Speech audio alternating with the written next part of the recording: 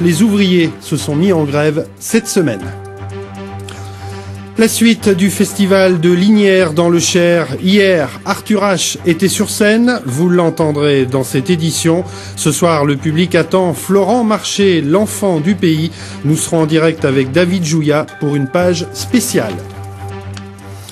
Enfin, notre chronique de Loire, comme chaque vendredi, il sera question aujourd'hui de chasse au gibier d'eau. Gros plan sur un instituteur à la retraite qui chasse les canards. Ce sera tout à l'heure, en fin de journal. Madame, monsieur, bonsoir. On commence donc avec ce qu'il est convenu d'appeler un désastre. En février dernier, la direction des produits céramiques de Touraine annonçait la fermeture prochaine de l'usine de Celles-sur-Cher. Pour réduire les coûts, la production va être délocalisée en Italie et en Pologne. Aujourd'hui, je vous le disais en titre, les ouvriers sont toujours en grève pour obliger les dirigeants à renoncer à leurs projets, mais leurs chances de réussite sont faibles. Xavier Nézet, Mélanie Trachler. Si vous avez vu Louise Michel, ce qui arrive aux salariés de Celles-sur-Cher doit vous rappeler quelque chose.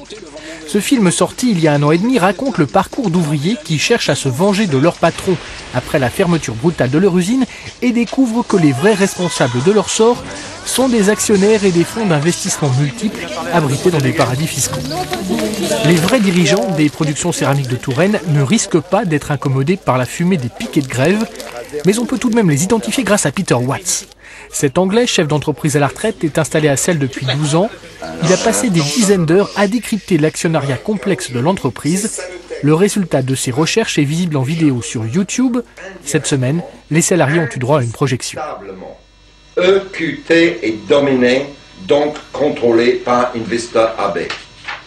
Ce qu'explique Peter Watts, c'est que les productions céramiques de Touraine appartiennent en fait au groupe Sanitec.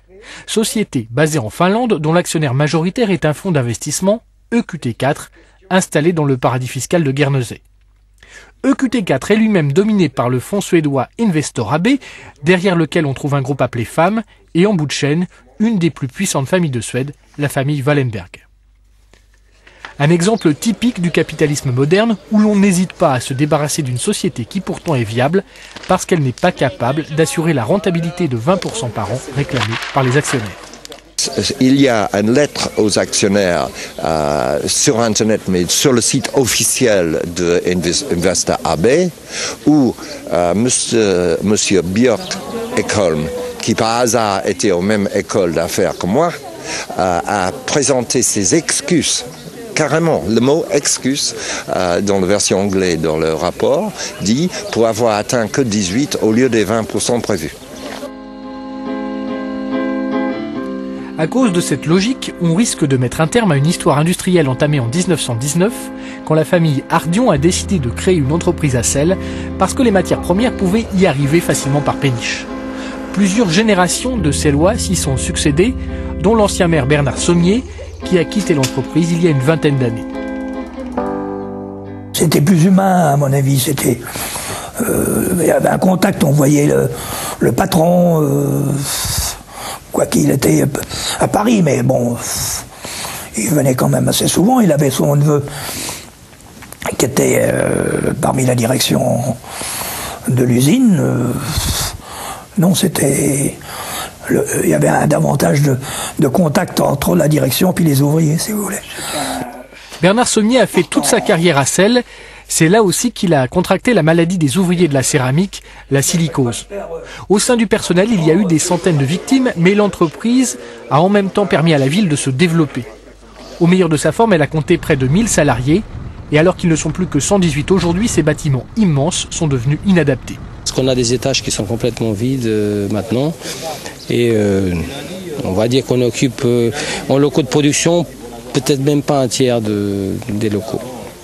En cas de fermeture, le maire qui vient régulièrement saluer les ouvriers en grève devra donc gérer un double problème, un taux de chômage en explosion et une friche industrielle de 16 hectares au cœur de la ville. Ça me soucie énormément, même si je n'en ai pas l'air. Je peux vous garantir qu'il y a des nuits où j'y pense et bon, J'essaie de réfléchir, mais on essaiera, hein. On va essayer de tout faire pour se bagarrer, pour essayer de faire venir peut-être d'autres entreprises. Il y avait dans le temps 4 responsabilités comme enseignant d'une entreprise. Vis-à-vis ses actionnaires, oui, mais aussi vis-à-vis ses clients, vis-à-vis la communauté locale et vis-à-vis ses employés. Et on a tout oublié sauf l'actionnaire. Donc on vit dans un capitalisme débridé au lieu d'un capitalisme raisonnable et contrôlé, régulé. La lutte est maintenant engagée pour obliger les lointains actionnaires de l'entreprise à assumer leurs responsabilités à l'égard de la ville et des salariés à qui on propose un reclassement en Pologne à moins de 7 000 € bruts par an. Les ouvriers attendent aussi le soutien des élus régionaux et nationaux qui n'ont pas encore répondu à l'appel au secours que leur avait lancé le maire il y a 2 mois.